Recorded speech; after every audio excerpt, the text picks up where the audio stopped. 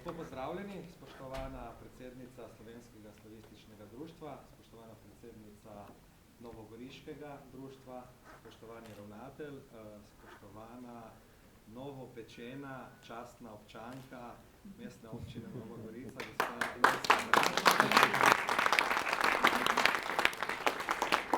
Srčen pozdrav vsem, predvsem lep pozdrav tistim, ki prihajate izven Nove Gorice, Goriške. Nova Gorica je mesto mladih, Nova Gorica je mesto vrtnic, Nova Gorica je mesto ob meji, na nek način rečemo tudi branik slovenske kulture na zahodni meji.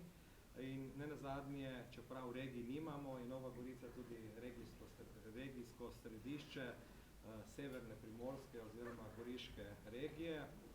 Vse od nastanka Nove Gorice po drugi svetovni vojni se lahko pohvalimo, da imamo kar nekaj pomembnih kulturnih institucij, na katere smo zelo ponosni, na Slovensko narodno gledališče, pa Goriško knjižnico Franceta Bevka, Goriški muzej, kulturni dom. Skratka, kulturni utrip v našem mestu je zelo pester in seveda tudi zanimiv. Nova Gorica je tudi univerzitetno mesto, imamo svojo univerzo, pa tudi cel kup univerzitetnih visokošolskih programov in ne nazadnje je tudi pomembno regijsko srednješolsko izobraževalno središče. To bo potrdil seveda tudi ravnatelj, gospod Bratina. Ravno včeraj smo praznovali 100. obletnico začetka gimnazije v Gorici. Gimnazija Novogoriška je nastala prav z te gimnazije, pomeni eno zelo lepo proslavo. No, pomemben je pa seveda tudi utrip naših društev, ki delujejo tudi na področju kulture, ki so na nek način vitalni del vsake lokalne skupnosti. Mi smo seveda tudi ponosni na naše novogoriško slavistično društvo. Prav na pobudo društva smo letos konec aprila postavili na Erjavčevi ulici, na aleji naših spomenikov, doprstni kip Ljubki Šorli. Tudi društvo je sodelovalo pred kratkim na predstavitvi knjige v Goriški knjižnici Franceta Bevka, Slovenska pisateljska pot. Zelo zanimiva pobuda, povezuje knjigo, literaturo in pohodništvo. Tako da tudi prejšnji teden, če se ne motim, v petek smo ob prazniku Mestne občine Nova Gorica slavili 100. obletnico rojstva našega rojaka, pesnika in literata Mateja Bora. Postavili smo skulpturo na njegovo otroško poezijo Palčki Pihalčki. In posebej sem pa vesel, da na pobudo našega društva smo se kot občina tudi odzvali in sofinancirali to prireditev oziroma vaš, če se ne motim, 24. kongres tukaj v Novi Gorici. Pred nami so tudi Škrabčevi dnevi. Skratka, veliko priložnosti je, da ponovno obiščete naše mesto, ki bo prihodnje leto dobilo tudi nagrado Turistične zveze Slovenije med srednjimi mesti za najbolj lepo, urejeno, gostoljubno. Smo zasedli prvo mesto, tako da smo zato posebej ponosni. Jaz vam želim prijetno druženje in lepo se imejte v Novi Gorici. Hvala.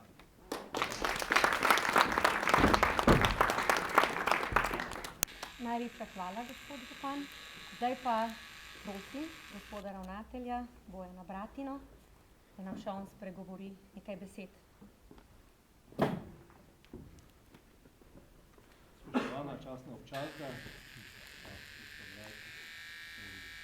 župan, spoštovani obe predsednici, drage kolegice in kolegi, govorim kot kolega, 40 let je, kar sem diplomiral na slavistiki na Filozofski fakulteti. Tako da je posebno jubilej tudi zame, da se srečujemo tu. Delam, žal, bom rekel, 30 let že kot ravnatelj in se ne ukvarjam s stroko, s tistim, kar sem študiral in za kar sem se odločil, da bi delal v življenju, tega je ostalo malo. Ampak vseeno delam stvari, ki so po moje tudi pomembne.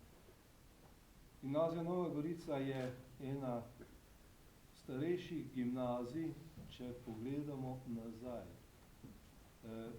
100 let je bilo tega septembra, kar je začela delovati gimnazija v Gorici kot prva slovenska državna gimnazija. Državna gimnazija. Nastala je iz nemške gimnazije, tako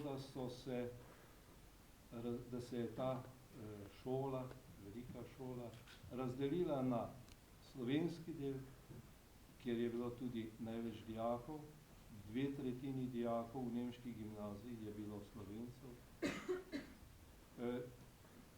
nekih 20-30% je bilo Italijanov in slabih 10% nemško govorečih, učni jezik pa je bil nemški. Slovenska gimnazija ali slovenski del gimnazije je rasel iz dolgoletnih prizadevanj razumnikov na Goriškem, da se poučuje otroke v njim razumljivem jeziku. Pravi, v jeziku mater in očetov teh otrok, ne pa v tujem, oddaljenem nemškem jeziku. Zahteve po prostorih, zahteve po dijakih so bile manj izražene. Pomembno je bilo predvsem to, da se učenci učijo v jeziku, ki ga bodo razumeli.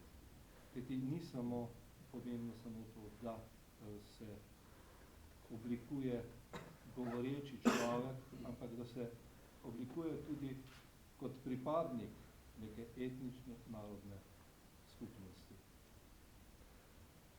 Zato so, lahko rečem, tu tudi korenine v vztrajnem boju za slovenstvo na tem zahodnem robu slovanstva.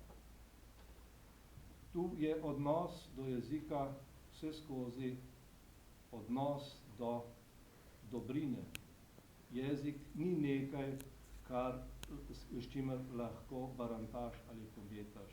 Jezik je na tem delu slovenstva zelo pomemben dejavnik pri konstituiranju osebnosti ali pa širše skupnosti.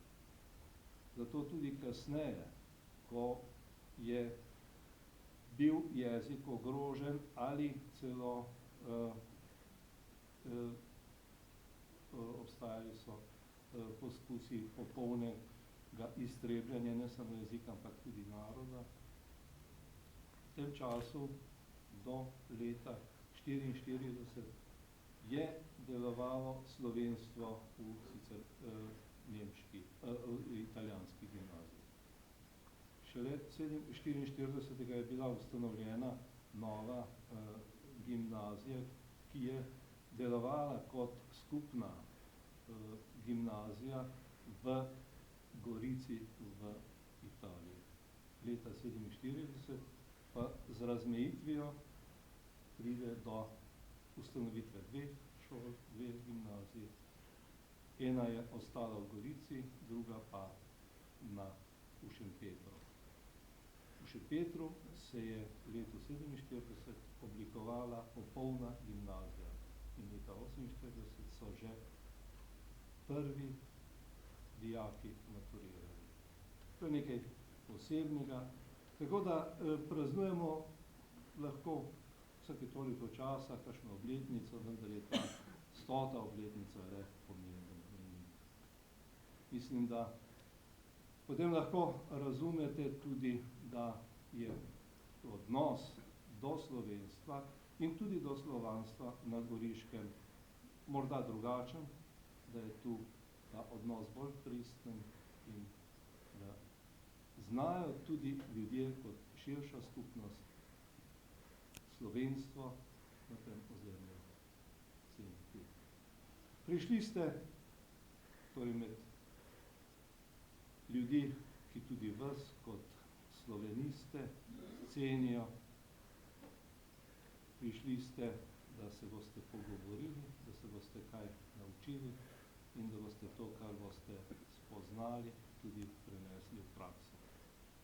Želim vam veliko lepega v Novi Gorici, če v teh nekaj urah, kolikor jih boste preživeli, ali en dan, in potem, da bi o Novi Gorici odnesli čim lepše tiste. Srečno.